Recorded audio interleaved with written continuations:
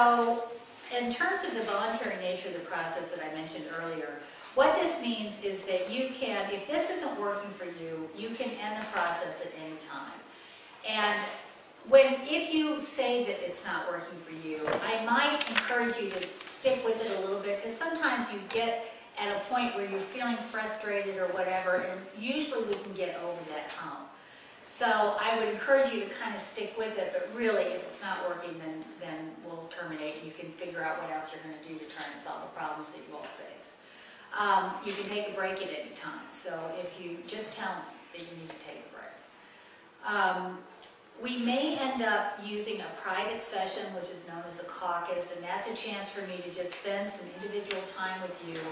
It can be completely confidential conversation. Oftentimes it'll help me. I may be puzzled about something that you may be more uncomfortable talking about when we're together, and so it'll be helpful for me to get more information.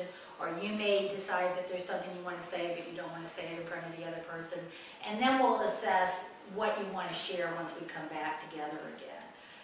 If we use that, I'll explain more of the rules then. Okay, let's see. As I said before, this is a process in which you are the decision makers, unlike a lot of other processes, including the court option. But to do that, you need to have all the information to be able to make a good decision that fits for you. So one of the things I want you to think about is we're going to be putting a lot of information out there today. And kind of think of it as a box, maybe, in which we're making deposits of information. And if you get to the point where you're trying to make a decision based on some of these options, it may be that you need more information. And don't hesitate to say, I can't make that decision without that additional piece of information.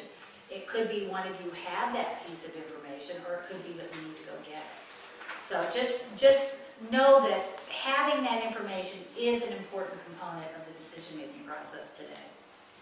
Confidentiality. This process is protected in many ways as a private, confidential conversation. There are some exceptions. I outlined those in my agreement to mediate. Do you have any questions about any of those exceptions? I know they're pretty complicated. As I said, as I organized them, some of them protect the process, some protect you, some protect third parties. But if you don't have any questions about those, then I want to direct your attention to a couple that I've added. And we'll just talk about those for a minute.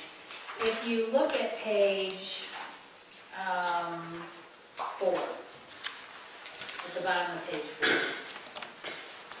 Because I am a teacher and I have a lot of experiences that I think are helpful to my clients in these mediations, one of the things I like to do is get permission to be able to use some of that information in my classes. But let me talk about the first one. A, the parties agree they may disclose mediation communications to members of their immediate family. My experience is that most parties have a good experience and they want to talk about that experience. And I don't want you to be in violation of the statute because you go home and tell your spouse about this, or, someone. Obviously, I want to limit to immediate family members because you don't want to go back to the workplace and have that safe for you. Because I think it's important, I'm guessing it's important to both of you, that what is said about the workplace situation stays here. Yes. Okay. But, you may want to go home and say, gee, I had this really interesting experience today. So that's something that we can agree to as an exception. It doesn't mean you have to. You could say, we're not talking about this at all to anybody. But that's one that I think most people may appreciate. The next one is the parties agree that the mediator may discuss this mediation as a teaching tool, but only if I keep the name of the parties confidential and talk about the facts of the dispute in a general manner so students will not be able to identify the parties from the disclosure of those facts. So it might be that I'd say in an employment-related dispute, an employee expressed these kind of concerns and we ended up finding this sort of option, whatever.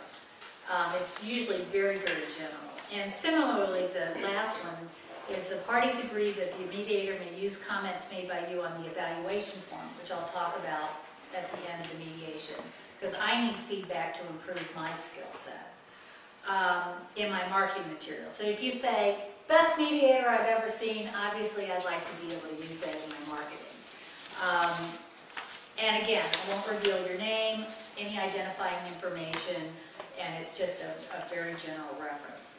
Now, if you can think of any other context that we need to talk about for an exception to confidentiality, we assume that there's this broad umbrella of confidentiality that applies, but is there any other exception that we need to consider?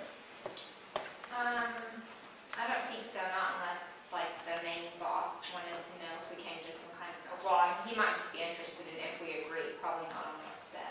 Okay, so you might want to just be able to report out that you all met and had an agreement that you're following through on, and leave it at that. I think that would be helpful.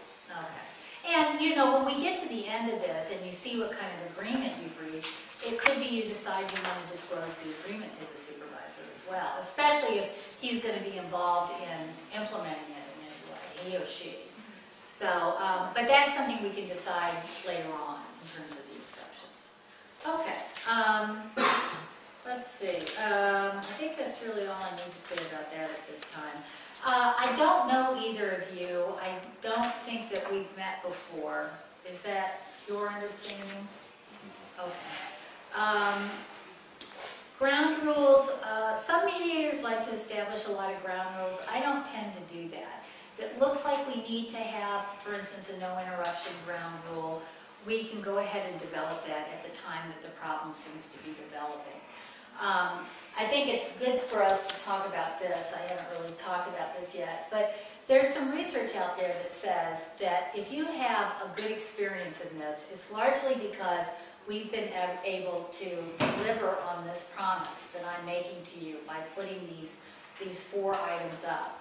The first one being that I want to make sure you get to say the things that you need to say in a way that's meaningful to you. And that's this idea of voice, which, you know, in a lot of other processes you really don't get. And in that process, I'm going to be listening very carefully to what it is that you're saying, but you also are going to have a chance to listen very carefully to each other. And that's this notion of consideration. Even-handed treatment, I talked about this in terms of impartiality, so I won't repeat that.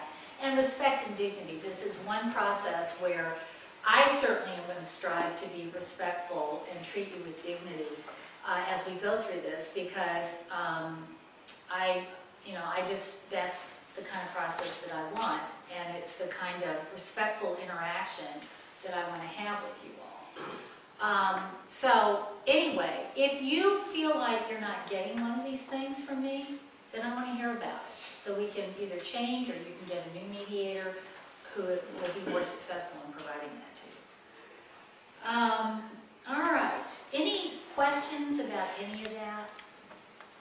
Like if we do decide we need to set ground rules, how do we do that? Do we just say? You know, it might be helpful if we talk about this ground rule. Okay.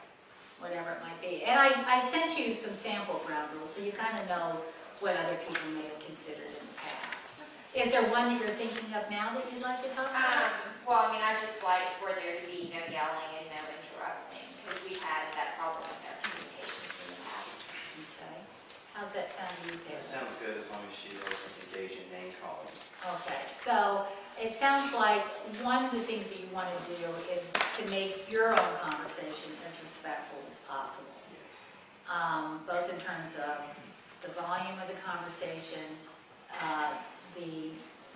trying to depersonalize it and focus on the problem and not the name calling that may have happened in the past, and allowing yourselves to really have this voice and consideration by controlling interruptions. Is that what I'm hearing? Yes. Okay, good. All right, so what we want to do now is just sign the agreement to mediate, and we're just going to use one of these. And then what we'll do is we'll make some copies for you, so you each have a signed copy of this, and then I'll have one for my records. Which reminds me to tell you that while I'll be taking notes throughout this process, I will destroy my notes at the end of the mediation. The only thing that I will keep is a copy of the agreement to mediate and any signed agreement that you reach today. And that will be the only thing I've got in my records. What about notes that we take? You know, usually people will, because it, again, is part of a confidential process, you know, I certainly can't make you destroy your notes, but it tends to be in your interest just to use that final agreement as the expression of your process here today. All right, anything else? Okay, so if you could take a moment to go ahead and sign the agreement, and I want to thank you for choosing mediation. I hope you have a really good experience today. Thank you. Okay. Good job.